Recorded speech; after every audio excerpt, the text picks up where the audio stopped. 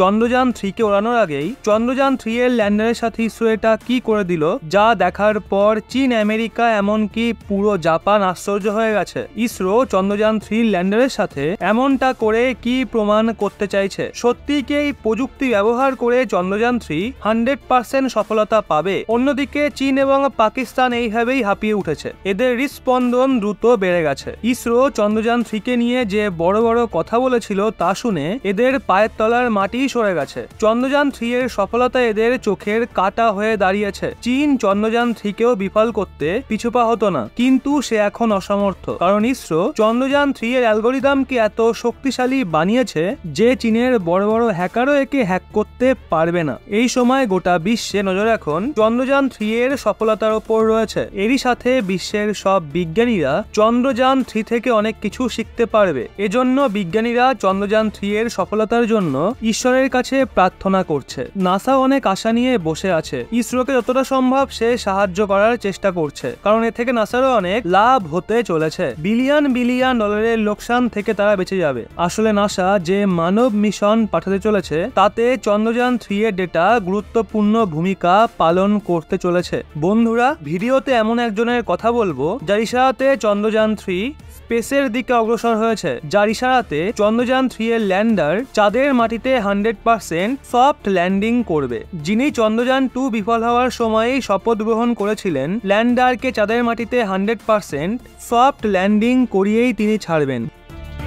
বন্ধুরা, সবার প্রথমে জেনে নিন ইসরো চন্দ্রযান 3 ল্যান্ডারের সাথে কি করেছে, যা দেখে পুরো দুনিয়ায় আশ্চর্য হয়ে গেছে। বন্ধুরা, ইসরোর বিজ্ঞানীরা চন্দ্রযান 3 এর ছোট মডেলকে নিয়ে তিরুপতি ভেঙ্কটাচালাপাতি মন্দিরে গিয়েছিলেন। সেখানে গিয়ে তারা পূজা প্রার্থনাও করেন যাতে চন্দ্রযান 3 এর সফট ল্যান্ডিং এ কোনো সমস্যা না হয়। ইসরো এবং দেশের প্রত্যেক ব্যক্তি সেই দিনের জন্য অধীর অপেক্ষায় রয়েছে। 14 জুলাই চন্দ্রযান 3 শ্রীহরিকোটার সতীশ ধাওয়ান স্পেস সেন্টার থেকে রওনা দিয়েছে। এই মিশনে শুধুমাত্র ভারতই নয়, বরং গোটা বিশ্বরই নজর রয়েছে। চন্দ্রযান 3 কে 14 জুলাই 2:35 লঞ্চ করা হয়েছে। চন্দ্রযান 3 45 থেকে 48 দিন পরে অর্থাৎ 23 থেকে 24 আগস্ট চাঁদের মাটিতে সফট ল্যান্ডিং করবে। বলে রাখি, এর আগে 22 জুলাই 2019 সালে চন্দ্রযান 2 কে লঞ্চ করা হয়েছিল, কিন্তু যখন এটা চন্দ্রপৃষ্ঠ থেকে 2.1 কিলোমিটার দূরে ছিল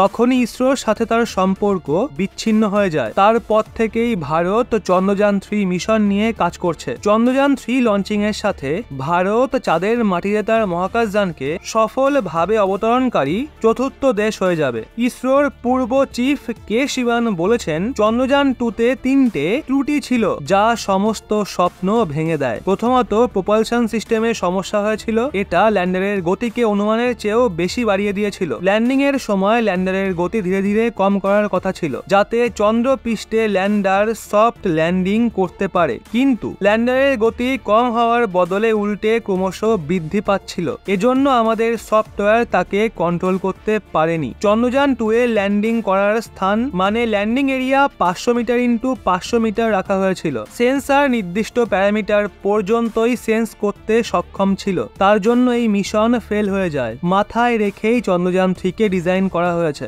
চন্দ্রযান 3 ল্যান্ডারের ক্ষমতা টেস্ট করার জন্য ল্যান্ডারকে হেলিকপ্টার থেকে ফেলে দেওয়া হয়, ট্রেন থেকে ফেলা হয়, কোল্ড সিমুলেশন করা হয় যাতে করে ল্যান্ডার রোভার চাঁদের তাপমাত্রা -180 ডিগ্রিতে খুব ভালোভাবে সার্ভাইভ করতে পারে। এছাড়াও ফুয়েল ট্যাঙ্কের ক্যাপাসিটিকেও বাড়ানো হয়েছে যাতে প্রাইমারি ল্যান্ডিং এ কোনো সমস্যা হলে অপর দিকে যেন ল্যান্ডিং এর জন্য পর্যাপ্ত পরিমাণে ফুয়েল থাকে। সফটওয়্যারকে মজবুত করা হয়েছে, এটা ল্যান্ডিং এ সাহায্য করবে। ল্যান্ডারের চারিদিকে সোলার সেল লাগানো হয়েছে, যদি ল্যান্ডার ভুল দিকেও ল্যান্ড হয় তাহলেও যাতে সূর্যের রশ্মি পায়, যা থেকে সেটা পাওয়ার জেনারেট করতে পারবে। ল্যান্ডারে 6খানা পা রয়েছে, এটা 50% আরো বেশি মজবুত। ল্যান্ডারে 5টা রোভারে 2টো যন্ত্র, এটি মাটি, তাপমাত্রা, ওখানকার পরিবেশে থাকা গ্যাসকে পর্যবেক্ষণ করবে। এজন্য সফট ল্যান্ডিং অত্যন্ত প্রয়োজনীয়, যাতে রোভার থেকে ল্যান্ডার, ল্যান্ডার থেকে অরবিটার, অরবিটার থেকে ইসরো পর্যন্ত ইলেকট্রনিক সিগন্যাল আসতে পারে। ল্যান্ডার রোভার চাঁদের একদিন অর্থাৎ পৃথিবীর 14 দিন পর্যন্ত সেখানে থাকবে। বন্ধুরা, এখন জেনে নিই সেই ব্যক্তির ব্যাপারে যার ইশারাতে চন্দ্রযান 3 এর ল্যান্ডার চাঁদে অবতরণ করবে। সেই বিশেষ ব্যক্তির নাম হলো ডক্টর ঋতু কারধালকা। ইনি মঙ্গলযান মিশনেও নিযুক্ত ছিলেন। ইনি রকেট ওম্যান নামেও পরিচিত। যখনই আমরা মিশন মঙ্গলযানের কথা ভাবি তখনই আমাদের এই মহিলার কথা মনে আসে। এনার জন্ম 1975 সালে লখনৌয়ের একটা মধ্যবিত্ত পরিবারে হয়েছিল। তিনি চন্দ্র, তারা, মহাকাশের গভীর প্রেমী ছিলেন। ইসরো, নাসা সম্বন্ধীয় খবর, তথ্য এবং চিত্র তিনি একত্রিত করতেন। এটা ছিল তার শখগুলোর মধ্যে একটি। এইবার ইসরো তাকে চন্দ্রযান 3 মিশনে ডাইরেক্টর করে দিয়েছে। এর আগে তিনি মঙ্গলযান মিশনে ডেপুটি অপারেশনাল ডাইরেক্টর পদে নিযুক্ত ছিলেন। ঋতু চন্দ্রযান 2 সহ অনেক বড় বড় মহাকাশ মিশনের সাথে যুক্ত থেকেছেন। বন্ধুরা, আমাদের এই মহিলা সায়েন্টিস্টের জন্য গর্ববোধ করা উচিত। যাতে চন্দ্রযান 3 100% সফল হয় তার জন্য ভগবানের কাছে প্রার্থনা করা উচিত। বন্ধুরা, এখন জেনে নিন সেই রকেটের বিষয়ে যেটা চন্দ্রযান 3 কে 100% সফল করবে, যার ক্ষমতার বিকল্প বিশ্বের আর কোথাও পাওয়া যাবে না। বন্ধুরা, আপনাদের বলে রাখি, চন্দ্রযান 3 কে 100% সফল করার জন্য সবচেয়ে বড় যোগদান ইসরোর 15 বছরের কঠোর পরিশ্রমের পর তৈরি বাহুবলী রকেট LVM-3। এই রকেটটা তার সম্পূর্ণ ক্ষমতা দিয়ে উড়েছে। এর লঞ্চিং সাকসেস রেট 100%। এই রকেট তার পুরো ক্ষমতা দিয়ে চাঁদের সাউথ পোলে চন্দ্রযান 3 কে নিয়ে যাবে। এই রকেটই ভারতকে নাম্বার 1 করতে চলেছে। এখনো পর্যন্ত চাঁদের সাউথ পোলে কেউ পৌঁছাতে পারেনি। এই রকেট প্রথম থেকেই তার ক্ষমতা প্রদর্শন করে চলেছে। এই রকেট একবার নিজের সাথে 36 খানা স্যাটেলাইটকে নিয়ে উড়েছিল। তখনই গোটা বিশ্ব এই রকেটের ক্ষমতা সম্পর্কে ধারণা পেয়ে গেছিল। এই রকেটের ব্যবহার হেভি লিফট লঞ্চে করা হয়ে থাকে। এই রকেট 3টে স্টেজে কাজ করে থাকে। এর প্রথম স্টেজে থ্রাস্টের জন্য দুটো সলিড ফুয়েল বুস্টার লাগানো হয়েছে। এর সাথেই কোর থ্রাস্টের জন্য একটা লিকুইড বুস্টার লাগানো হয়েছে।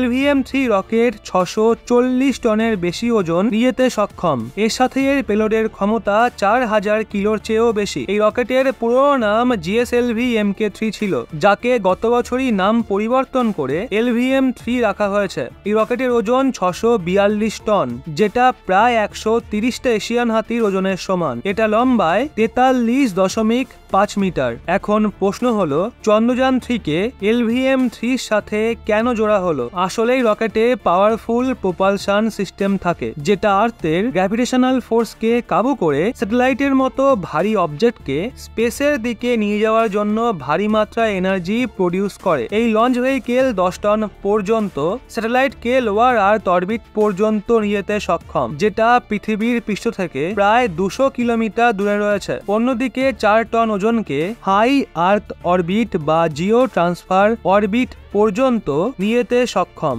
এইবার ল্যান্ডিং সাইডের জন্য 500 × 500 মিটারের ছোট জায়গার পরিবর্তে 4.3 কিলোমিটার × 2.5 কিলোমিটার পর্যন্ত বড় জায়গাকে টার্গেট করা হয়েছে। এর মানে হলো এইবার ল্যান্ডার বেশি পরিমাণে জায়গা পাবে এবং ল্যান্ডার খুব সহজেই সফট ল্যান্ডিং করতে সক্ষম। বন্ধুরা, আপনি ভারতীয় হন বা আমাদের প্রতিবেশী, বিজ্ঞানীদের কঠোর পরিশ্রমকে পূর্ণি জানাতে চন্দ্রযান 3 কে নিয়ে গর্ববোধ হলে কমেন্টে একবার অবশ্যই ইসরো জিন্দাবাদ লিখুন।